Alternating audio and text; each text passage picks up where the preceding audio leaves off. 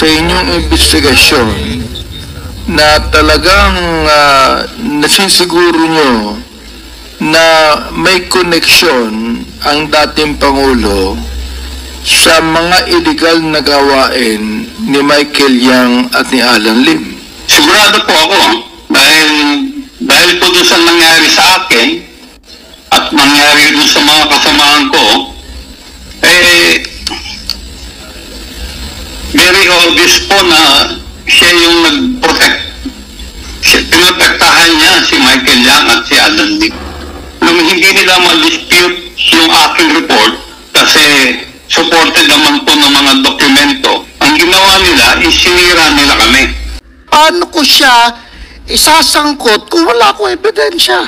It will never stand in court. Galit po at tuwa dahil kaming dalawa pareho pang buhay. Ilan ang namatay? Dahil po dyan sa Davao Mafia and their purpose to save the Queen in order to become the next.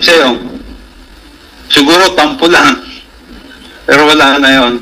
Sabi ko nga sa iyo noon tayo nagtrabaho lang tayo. Kaso ang nabangga natin napakataas. Ano to? Naglulukuhan tayo dito? Natatakot siya? Napupunta dito? We should invite again the former president to be present in the next hearing.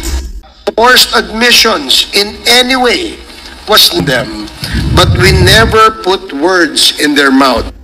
Maligayang pagdating sa Team Sam TV, ang inyong maasahang source para sa mga pinakasariwang balita at kaganapan. Kaya, i-click nga ang subscribe button at huwag kalimutang pindutin ang bell para ma-notify kayo sa tuwing may bago kaming video. Team Sam TV, inilalapit kayo sa mga balitang kailangan ninyo, araw-araw.